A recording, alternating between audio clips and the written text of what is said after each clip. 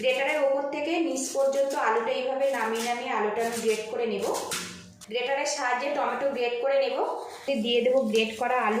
এবারে এর মধ্যে দিয়ে দেবো কিছুটা নমস্কার বন্ধুরা, আপনারা কেমন আছেন? আশা করছি সবাই খুব ভালো আছেন, আমিও ভালো আছি। আজকের আমি কাঁচা আলু আর টমেটো দিয়ে দারুণ মুখরোচক একটা নাস্তা রেসিপি আপনার সাথে শেয়ার করব। পুরো ভিডিওটি দেখার অনুরোধ রইল, আশা রাখছি খুব ভালো লাগবে। আজকের রেসিপির জন্য এখানে দেখুন মিডিয়াম সাইজের দুটো আলু নিয়েছি। আলুর খোসাটা ভালো করে ছাড়িয়ে পরিষ্কার করে ধুয়ে নিয়েছি। আর এখানে ছোট বড় মিলিয়ে আমি দুটো পাকা টমেটো নিয়েছি। ঘরে থাকা সামান্য উপকরণ দিয়ে আজকে এই নাস্তাটা বানাচ্ছি বন্ধুরা। এটা এতটাই সুস্বাদু খেতে যে একবার বানালে কিন্তু বারবার বানানোর ইচ্ছা হবে। এবার এগুলো আমি সাইড করে নেব। এখানে একটা বোলের মধ্যে কিছুটা জল নিয়েছি আর নিয়েছি গ্রেটার। আলুটা গ্রেট করে নেব। গ্রেটারের ওপর থেকে নিচ পর্যন্ত আলুটা এইভাবে নামিয়ে নামিয়ে আলুটা আমি গ্রেট করে নেব। আর বন্ধুরা, প্রতিদিনের মতো আপনাদের কাছে একটা রিকোয়েস্ট করছি, ভিডিওর শুরুতে একটা লাইক দিয়ে ভিডিওটি কন্টিনিউ করবেন প্লিজ বন্ধুরা। একটু সাপোর্ট করবেন চ্যানেলটিকে সাবস্ক্রাইব করে। এইভাবে আলুটা গ্রেট করে জলের মধ্যে রাখলে আলুটা কোনোভাবে কালো হবে না। পুরো দুটো আলু আমি এইভাবে গ্রেট করে তারপরে আপনাদের সঙ্গে আমি দেখা করছি। এদিকে দেখুন বন্ধুরা, আলুটা গ্রেট করে নিয়েছি আর জলের মধ্যে এইভাবে রেখে দেব। যখন এটা আমি রান্না করব তখন জল থেকে আলাদা করে দেব। এখানে একটা প্লেট নিয়েছি আর এখানে যে টমেটো আমি রেখেছিলাম আগে থেকে তো ধুয়ে পরিষ্কার করে নিয়েছি। গ্রেটারের সাহায্যে টমেটো গ্রেট করে নেব। টমেটো গ্রেট করার পরে যে খোসাটা থাকবে সেটা কিন্তু আমি ফেলে দেব। এদিকে দেখুন টমেটো গ্রেট করে নিয়েছি। আলুটা ভালো করে এইভাবে ধুয়ে নিয়েছি আরও একবার। এবারে এর মধ্যে যে জলটা আছে এইভাবে চেপে জলটা বের করে দেব। আর বেশ ভালো করে কিন্তু জলটা ঝরিয়ে নিতে হবে। আগে থেকে প্যানটা আমি হালকা করে গরম করে নিয়েছি। এর মধ্যে 1 চামচ পরিমাণে সাদা তেল দিয়ে দিলাম। দিয়ে দেবো 1/2 চামচ পরিমাণে বাটার। আপনারা চাইলে পুরো বাটার দিয়েও বানাতে পারেন, আবার পুরো সাদা তেল দিয়েও বানাতে পারেন। এখানে আমি 2 রকম মিক্স করে বানাচ্ছি, এতে ফ্লেভারটা ভালো আসবে। এবারে এর মধ্যে দিয়ে দেবো পেঁয়াজ কুচি। এখানে মিডিয়াম সাইজের একটা পেঁয়াজ চৌকো চৌকো করে কুচিয়ে নিয়েছি, সেটা এর মধ্যে দিয়ে দিলাম। পেঁয়াজটা এখানে আমি হালকা করে ভেজে নেব। এবারে এর মধ্যে দিয়ে দেবো গ্রেট করা আলু। আলুটা দিয়েছি, কিছুক্ষণ নাড়াচাড়া করে নেব। এবারে এর মধ্যে দিয়ে দেব কিছুটা গ্রেট করা গাজর। আপনারা চাইলে গাজরটা ব্যবহার করতে পারেন, আবার নাও করতে পারেন। একটু হেলদি রেসিপি বানাচ্ছি সেই জন্য গাজর ব্যবহার করেছি। গাজর আর আলুটা একদম ভাজা ভাজা করে নেব, নিয়ে রসটা আছে সেটা শুকিয়ে নেব। আলু আর গাজরটা বেশ কিছুক্ষণ ভাজা ভাজা করে নিয়েছি। এখন কিন্তু পরিমাণে বেশ অনেকটাই কমে গেছে। আর এর মধ্যে যে জলটা ছিল সেটাও কিন্তু বেশ শুকিয়ে গেছে।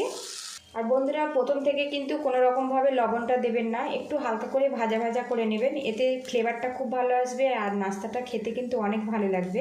এবারে এখানে দেখুন বন্ধুরা, 1/2 চামচ পরিমাণে গোলমরিচ নিয়েছি, 1/2 চামচ পরিমাণে চিলি ফ্লেক্স নিয়েছি। ঝালটা আপনারা স্বাদ মতো দেবেন। আর এখানে পরিমাণ মতো লবণ নিয়েছি। এবারে এগুলো একসঙ্গে এর মধ্যে দিয়ে দিলাম। আরও কিছুক্ষণ নাড়াচাড়া করে নেব। আর বন্ধুরা, লবণ দিয়েছি, আলু থেকে জল ছেড়ে দেবে, ওই জলেই কিন্তু আলুটা সিদ্ধ হয়ে যাবে। এক্সট্রা করে কোনো রকম জল ব্যবহার করতে হবে না। আর এখানে কিন্তু আমি কোনো রকম ঢাকনা দেব না, তাহলে আলুটা কিন্তু বেশি কুক হয়ে যাবে, খেতে ভালো লাগবে না। বেশ কিছুক্ষণ নাড়াচাড়া করে নিয়েছি। এখন কিন্তু আলু আর গাজরটা সিদ্ধ হয়ে গেছে। এবার এটা আমি নামিয়ে নেব। এখানে দেখুন একটা বোলের মধ্যে আলুটা আমি নামিয়ে নিয়েছি আর বেশ ভালো করে ঠান্ডা করে নেব। এই প্যানের মধ্যে 1/2 চামচ পরিমাণে সাদা তেল দিয়ে দিলাম। তেলটা কিন্তু গরম হয়ে গেছে। এখানে 1 চামচ পরিমাণে গ্রেট করা রসুন দিয়ে দিলাম। দিয়ে দেবো 1 চামচ পরিমাণে পেঁয়াজ কুচি। পেঁয়াজ রসুনটা আমি ভাজা ভাজা করে নেব। পেঁয়াজ রসুনটা কিন্তু ভেজে নিয়েছি, হালকা হালকা রং চলে এসেছে। এবারে এর মধ্যে দিয়ে দেবো গ্রেট করা টমেটো। টমেটো কিছুক্ষণ নাড়াচাড়া করে এর মধ্যে যে জলটা আছে ওটা শুকিয়ে নেব। এবারে এখানে একটা প্লেটের মধ্যে নিয়েছি 1 চামচ পরিমাণে চিনি, নিয়েছি স্বাদ মতো লবণ। এখানে 1/2 চামচ পরিমাণে নিয়েছি অরগ্যানো, আর এখানে 1/2 চামচ পরিমাণে রেখেছি চিলি ফ্লেক্স। এগুলো এর মধ্যে দিয়ে দিলাম, ভালো করে মিক্স করে নেব। আর বন্ধুরা, অরগ্যানোটা দিলে এর ফ্লেভারটা কিন্তু খুবই ভালো আসে। একদম শুকনো শুকনো করে টমেটোর এই রেসিপিটা আমি রেডি করে নেব।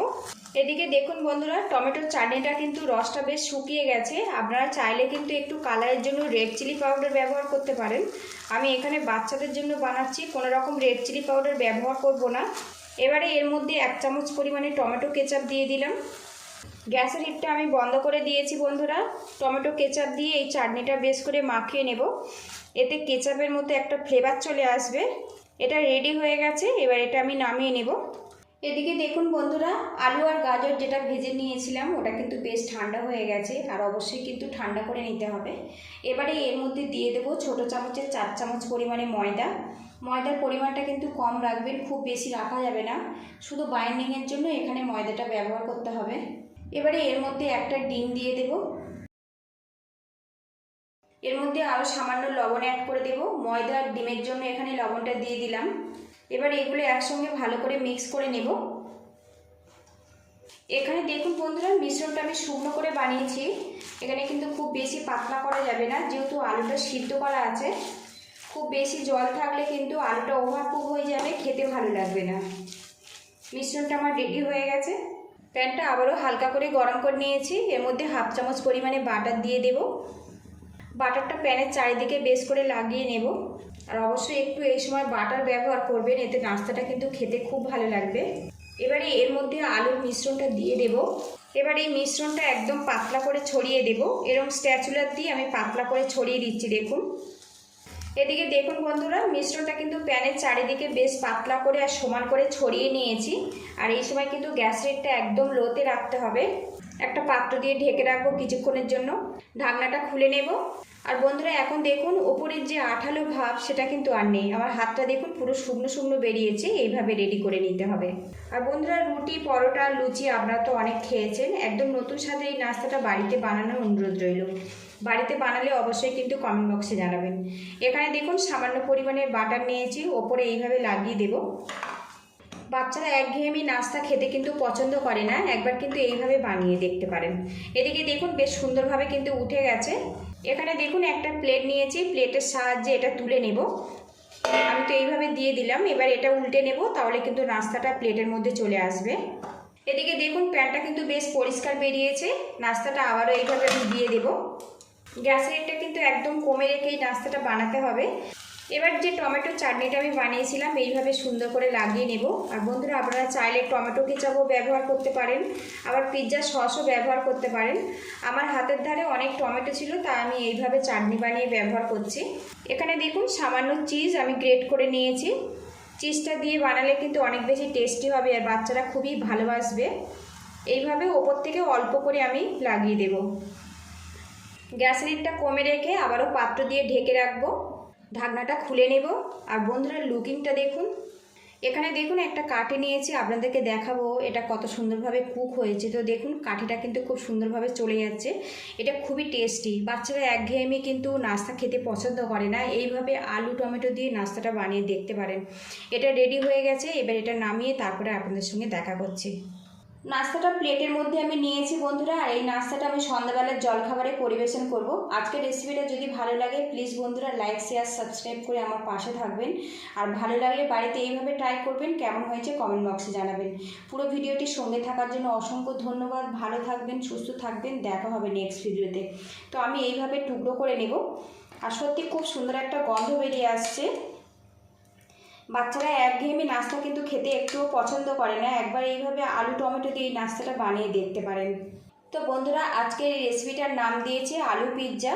এটা খুবই স্বাস্থ্যকর আর খুবই টেস্টি একটা রেসিপি। তো বন্ধুরা, লুকিংটা দেখুন কত সুন্দরভাবে রেডি হয়েছে দেখুন। আর বন্ধুরা, অবশ্যই কিন্তু গরম গরম পরিবেশন করবেন, খেতে খুবই ভালো লাগবে।